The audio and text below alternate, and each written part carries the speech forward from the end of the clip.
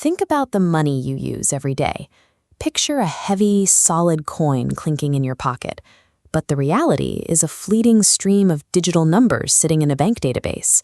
Since 1971, when the United States suspended the dollar's convertibility into gold, we've lived in a purely fiat system. The currency is backed by government decree, not physical commodities.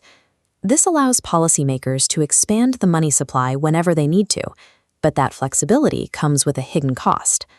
By printing more money, the purchasing power of every existing dollar drops, acting as an invisible tax on your savings. You'd expect the central banks managing this system to be fully confident in their own currencies.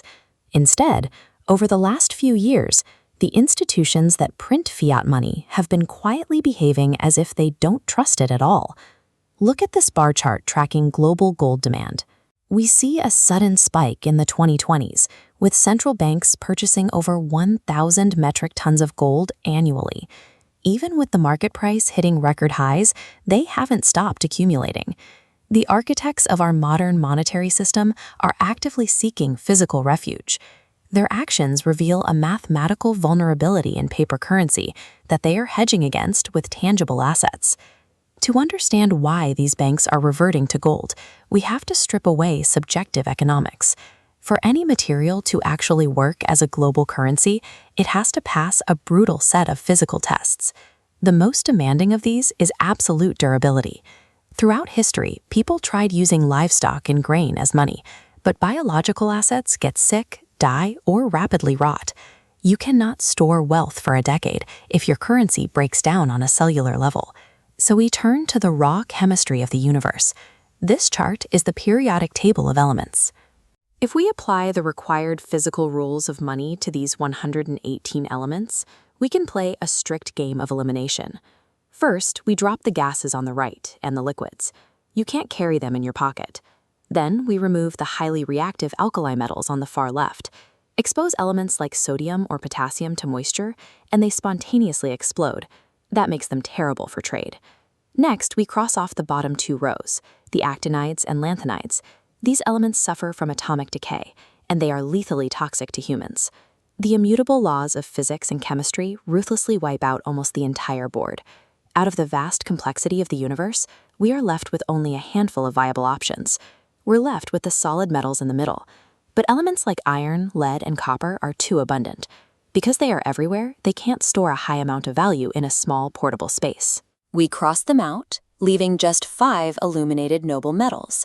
Those 5 are platinum, palladium, rhodium, silver, and gold. Rhodium and palladium were discovered too recently to be historically useful. Platinum is incredibly durable, but its melting point is so extreme that early civilizations couldn't forge it. That leaves exactly 2 survivors. Gold, in particular, possesses absolute chemical inertness. While the surrounding stone erodes away, gold will not rust. It will not tarnish. You can bury a gold coin at the bottom of the ocean for 1,000 years, and it will emerge completely pristine. It is also incredibly dense, packing massive value into a tiny space. That extreme density makes it nearly impossible to fake. When Archimedes tested the king's crown in water, he proved that no common metal could mimic the exact specific gravity of pure gold. Humanity did not randomly agree that gold should be valuable out of pure cultural preference. We use it because chemistry dictates that it is the ultimate indestructible ledger. We can test this chemical theory by looking at how actual purchasing power holds up over a massive 2,000-year time horizon. Historians point to the suit and the toga metric.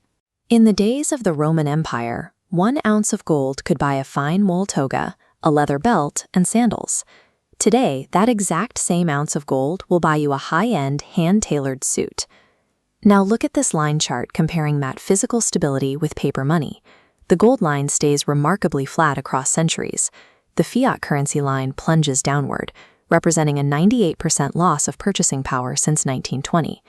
This vulnerability was laid bare during the 2008 financial crisis. Banks had built an entire ecosystem out of intangible assets and complex paper derivatives.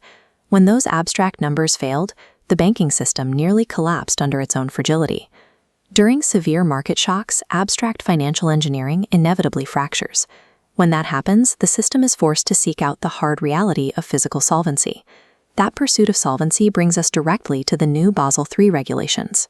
After the 2008 crisis, top international banking authorities quietly made a major change. They officially reclassified physical gold. For decades, gold was treated as a volatile commodity, requiring banks to hold extra capital. Now, allocated physical gold has been elevated to a Tier 1 asset. Today, the physical metal sits on the exact same footing as cash and sovereign debt.